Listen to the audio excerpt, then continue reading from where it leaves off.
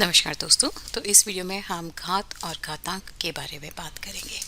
तो कई बार आपने बहुत बड़े बड़े नंबर देखे होंगे, जैसे कि एक के बाद यदि मैं 10 शून्य लगा दूं और फिर इसे हमें फिर से लिखना हो सकता है कि आपसे मिस्टेक हो जाए। आप 10 की जगह 11 या 9 शून्य या 8 शून्य भी लगा सकते हैं। तो ये जो संख्याएं हैं, इतनी बड़ी बड़ी संख्याएं जो हैं, इन्हें हम एक और तरीके से रिप्रेजेंट कर सकते हैं। एक के बाद 10 शून्य मतलब कि 10 को हम 10 के साथ 10 बार गुणा कर रहे हैं और इसे हम लिखते हैं 10 की घात 10। मतलब कि ये जो 10 है ये इस 10 को रिप्रेजेंट करता है और ये ऊपर जो 10 लिखा है इसका मतलब है कि इस 10 को आप 10 बार उसके ही साथ गुणा कर रहे हैं। और मान लीजिए कि यदि हम 2 को 2 के साथ 5 बार गुणा करते हैं तो इसे हम लिखेंगे 2 की घात 5 के बराबर। तो ये जो है इसे हम घात में लिखा हुआ अंक या घातांक कहते हैं और इसे हम आधार कहते हैं। जिस संख्या के ऊपर घात लिखी होती है उसे हम आधार कहते हैं और ऊपर वाली संख्या को हम घातांक कहते हैं। इसका फायदा क्या है? इसका फायदा यह है कि यदि आप एक ही संख्या को कई बार उससे गुणा कर रहे हैं तो आप उसे इस रूप में लिख सकते हैं। मान लीजिए हम 3 को उसी से 4 बार गुणा कर रहे हैं तो हम इसे लिखेंगे 3 की घात 4। इसका मतलब है 3 को हम उसी के साथ 4 बार गुणा कर रहे हैं। ठीक है, तो ये हुआ कि घात और घातांक क्या है। अभी हम बात करेंगे घातांकों के नियमों की।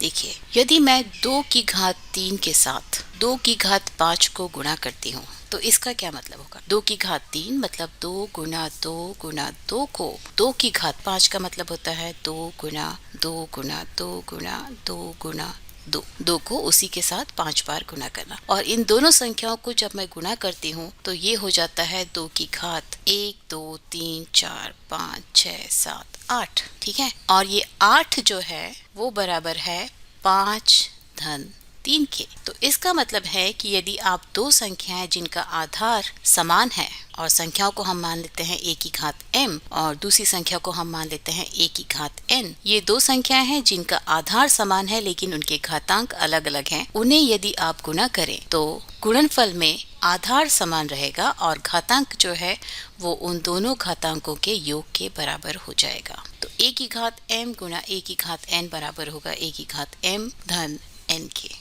तो हम इसे यहाँ पर लिख लेते हैं। जब हम विभाजन की बात करते हैं तो मान लीजिए हम 2 की घात 4 को विभाजित करते हैं 2 की घात 2 के साथ, तो ये बराबर हो जाएगा 2 गुना 2 गुना 2 गुना 2। ये 2 की घात 4 हुआ। इसे विभाजित करना है 2 की घात 2 से, मतलब कि हमें इसे विभाजित करना है 2 गुना 2 से। तो इस 2 से ये कैंसिल हो जाएगा और इस 2 से ये कैंसिल हो जाएगा और हमें मिलेगा 2 की घात 2। तो जब हम समान आधार वाली दो संख्याओं के बीच में विभाजन की प्रक्रिया करते हैं तो जो विभाज्य होता है उसे हम ऊपर लिखते हैं और जो विभाजक होता है उसे हम नीचे लिखते हैं। और जो भागफल हमें मिलता है वो उस संख्या का आधार जो है वो समान रहता है लेकिन उसका घातांक जो है विभाज्य के घातांक ऋण विभाजक के घातांक के बराबर होता है। यहाँ पर ये जो 2 है ये 4 ऋण इस 2 के बराबर है। तो आप कह सकते हैं यदि आप a की घात m को a की घात n से विभाजित करते हैं तो भागफल जो है वो होगा a की घात m ऋण n। ठीक है, तो यहाँ पर भी ये जो प्रक्रिया हम कर रहे हैं उसमें हमें ध्यान देने वाली बात है कि आधार जो है वो समान है। तो यहाँ पर हम लिख सकते हैं a की घात m बटा a की घात n ये बराबर है a की घात m ऋण n के। ये तो बात हुई जब m जो है वो n से बड़ा है। अभी मान लीजिए कि आप 3 की घात 4 को 3 की घात 6 से विभाजित करते हैं तो ये होना चाहिए 3 की घात 4, न्यूमरेटर में जो भी घात है वो माइनस डिनोमिनेटर में जो घात है। यहाँ पर दोनों ही जगह आधार समान है तो हम न्यूमरेटर की घात से डिनोमिनेटर की घात को घटा सकते हैं। तो ये बराबर हो जाएगा 3 की घात ऋण 2। लेकिन इसे जब हम सामान्य विभाजन की प्रक्रिया से इस प्रकार विभाजित करने की कोशिश करते हैं तो न्यूमरेटर हो जाएगा 3 गुना 3 गुना बटा 3 गुना 3 गुना 3। यहाँ पर ये 3 से ये 3 विभाजित होगा, ये 3 से ये 3 कैंसिल हो जाएगा, इससे ये कैंसिल हो जाएगा, इससे ये कैंसिल हो जाएगा और आपको मिलेगा 1 बटा 3 की घात 2। मतलब कि 3 की घात ऋण 2 और 1 बटा 3 की घात 2 बराबर हैं। तो इसका मतलब ये है कि a की घात माइनस m ये बराबर है 1 बटा a की घात m के। ठीक है, इसे भी हम यहाँ लिख सकते हैं। और यदि हम बात करें कि हम 2 की घात 3 को 2 की घात 3 के साथ विभाजित करें तो ये हो जाएगा 2 गुना 2 गुना 2 बटा 2 गुना 2 गुना 2। और फिर यहाँ पर इस 2 से ये 2 कैंसिल हो जाएगा, इस 2 से ये 2 कैंसिल हो जाएगा और इस 2 से ये 2 कैंसिल हो जाएगा, तो हमें मिल जाएगा 1। और यदि इस घातांक के नियम का उपयोग हम करें तो ये बराबर होना चाहिए 2 की घात 3 ऋण 3 या 2 की घात 0 के। तो यहाँ पर 2 की घात 0 का मान हुआ 1 के बराबर। और ऐसे ही यदि मैं मान लीजिए कि a की घात 4 के साथ विभाजित करती हूँ तो ये हो जाएगा a की घात 4 ऋण 4 या a की घात 0। और यहाँ पर भी ये a की घात 4 को एक बार विभाजित करेगा तो यहाँ पर भी हमें 1 मिलेगा। तो आप कह सकते हैं कि किसी भी संख्या का घात अगर 0 हो तो उसका मान जो है वो 1 के बराबर होता है। तो ये भी हम यहाँ पर लिख लेते हैं, a की घात 0 बराबर होती है 1 के। अच्छा, इस तरह के प्रश्नों को हल करते समय हम कई बार इन फॉर्मूलों को भूल जाते हैं, तो मैं आपसे निवेदन करूंगी कि आप ये सारे फॉर्मूले जो हैं एक पेपर पे लिख लीजिए और सवालों को हल करते टाइम आप इन फॉर्मूलों को देखकर यदि हल करेंगे तो याद करते वक्त जो कंफ्यूजन होता है वो नहीं होगा और प्रैक्टिस करते करते ही आप इन फॉर्मूलों को याद कर लेंगे। वैसे भी मैं यहाँ समझा रही हूँ कि ये सारे फॉर्मूले कैसे आते हैं। अभी अगर हम बात करें a की घात m गुना b की घात m का, आधार जो है दोनों ही संख्याओं में अलग अलग हैं लेकिन दोनों के घातांक समान हैं। तो इसे भी हम एक छोटा सा एग्जाम्पल लेके हल कर लेते हैं। मान लीजिए हम करते हैं 4 की घात 2 गुना 3 की घात 2। यहाँ भी आधार अलग अलग हैं लेकिन घातांक जो है वो समान है। तो इसे आप लिख सकते हैं 4 गुना 4, ये हो गया 4 की घात 2 गुना 3, ये हो गया 3 की घात 2। और आप इसे एक और तरीके से लिख सकते हैं जो कि होगा 4 गुना 3 गुना 4 गुना 3। 4 गुना 3 की 2 जोड़ियां हमको यहाँ पर मिल गई हैं।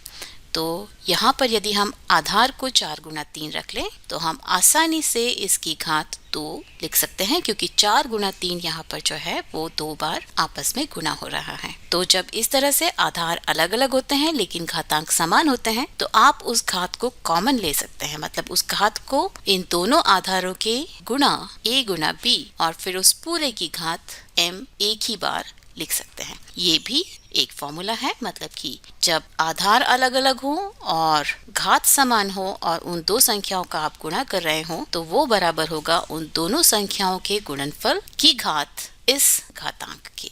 और अभी जिस प्रकार से गुणनफल में ये फॉर्मूला है उसी प्रकार का एक फॉर्मूला विभाजन की प्रक्रिया में भी है। मतलब कि यदि आप a की घात m को b की घात m से विभाजित करते हैं तो ये बराबर होता है a बटा b पूरे की घात m के।